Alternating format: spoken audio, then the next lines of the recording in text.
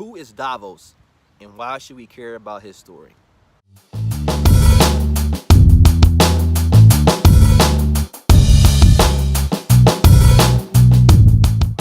no detours. Your name is Henry Yip? That's right. I'll pay if you want. Tigers are gone. I don't want your money. You're the one that has been killing the triad. I am.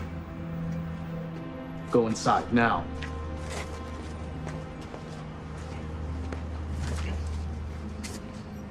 We're ashamed of the way we treated you and your staff. Please accept our apology. Good. I will be providing protection from this day forward. There will be no charge. All that I ask in return is be a good man. Seek justice. Reject corruption.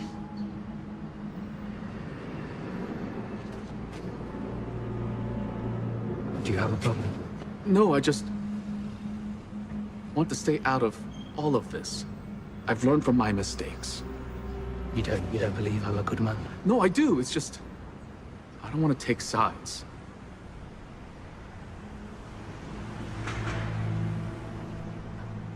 You're still in league with the Golden Tigers. No, I never was. You reject my offer to cling to your old ways. Support criminals instead of justice. I've never been part of any terror. Hey everybody, so you all know by now that I love watching movies and TV shows and start to glean spiritual truths from them, and it has been no different after watching Iron Fist Season 2. By the way, I will be doing a reaction to Iron Fist and its cancellation on my other channel, Kofi Reacts, so if you're interested, go ahead and check that one out over there. Anyway, so Davos, alright, is the villain of Iron Fist Season 2, and I will say that Iron Fist Season 2 is so much more better than Season 1. But anyway, one of the things that I learned from Davos, though, was how extreme fundamentalism, on any level, religious, political, is so dangerous. We are aware that recently here in America, we've had tragedies. We had this guy shoot up a synagogue, killing some people. You had this psychotic terrorist that wanted to shoot up people in the church. He wanted to kill black people in the church, but they wouldn't let him in. So instead, he went to Kroger and killed 2 random black people for being black. And then you had the other terrorist who sent pipe bombs to Obama and Hillary and CNN and other people, and it's like, and Maxine Waters, it's like, it's crazy, and it just kind of shows you how people can be so warped in their thinking that they think that they're doing the right thing, and think that what they're doing is upholding some crazy religious ideal, that they're standing up for the truth, that they're standing up for righteousness, and God's with them.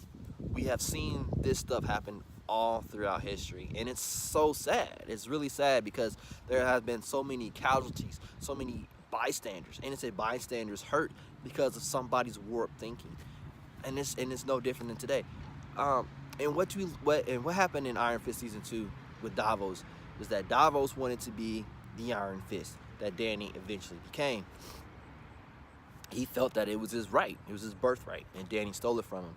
And he was always jealous and kind of bitter towards Danny over that. But he eventually got it, and he wanted to eradicate evil. He wanted to purge evil, show no mercy towards evil. And you saw that throughout the season, to where he just brutally killed people. And it kind of made you wonder, it's like, here you are, wanting to stand up for righteousness and justice, right? But you're going out brutally murdering people. How are you any different? It's hypocritical. But at the same time, it also made me aware of how we can be in religion and in politics. Speaking religiously, primarily, I have seen so many hypocritical and zealous people, and they're their zeal, their passion, their heart is in the right place. But the way they go about things are often not. And it just kind of reminds me a lot of the things that Jesus talked about when I think it's in Matthew 25 or 24, around there, when he's rebuking the Pharisees.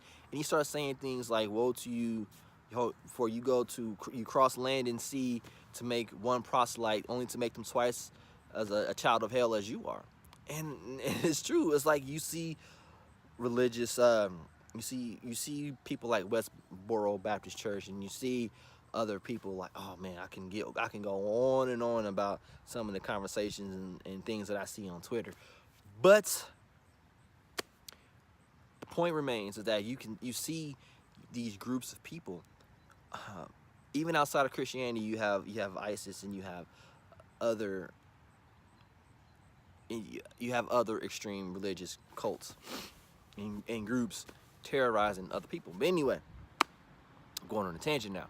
But you see these people, and they trying to tell other people that they're standing up for God and righteousness, and they're just raising all kinds of hell, and then people become zealous, and they want to please God, and they start reading scriptures and without understanding. They start reading scriptures without context, because what they do is they read at face value. They read and say, oh, this is what it says, so I must do this. And then they go out and they just raise all kinds of hell.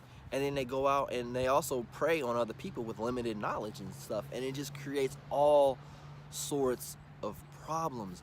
And that is one of the things that is very hurtful in Christianity today, is because there is a lack of understanding. There is a lack of knowledge. And because of that, we just go out and we just start reproducing after our own kind. Start reproducing more people without knowledge. Start reproducing more hateful people. We start reproducing more zealous people without knowledge.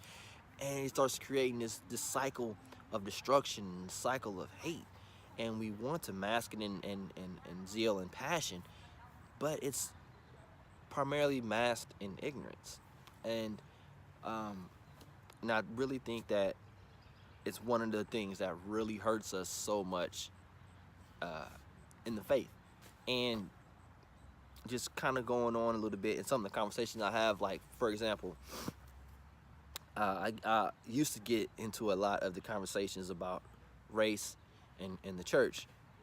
And there's a very staunch and dedicated group of people who adhere to this idea of how slavery was a good thing for black people, and how God ordained it and all this other stuff. And it's just like, it's very disturbing. And it's like there's this constant back and forth, and it's like there is tone deaf people on both sides.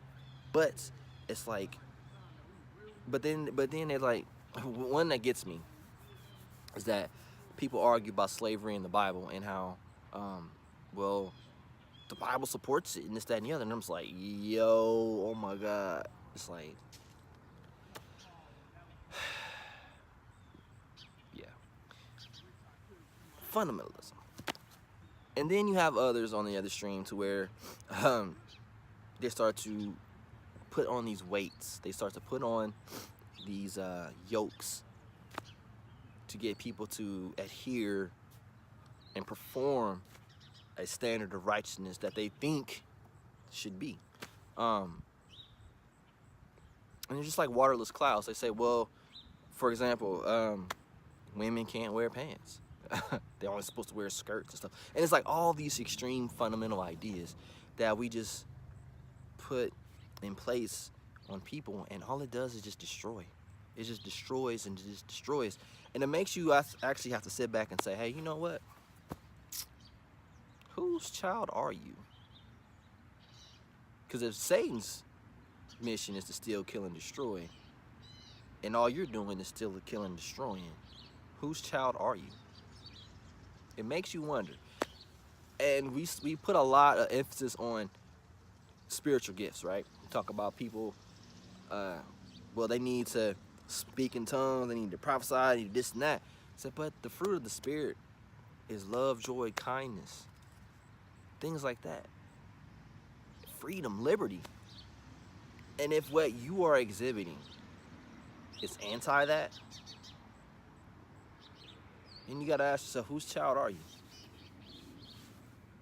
We may think that we are a child of God sometimes, but when you really sit back and think about it, are we really a child of God?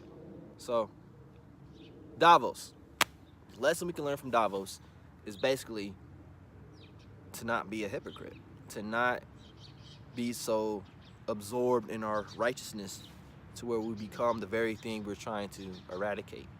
And whereas Davos wanted to eradicate evil without mercy, where he thought he was the sole bearer of justice in an evil world, he himself became the very thing that he fought against.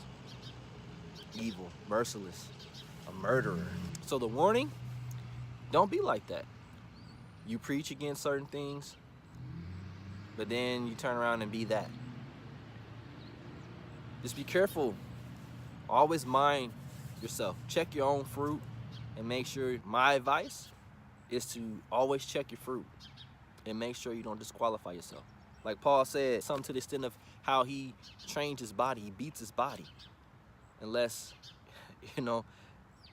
because it'll be a shame if he did all this preaching and he's disqualified.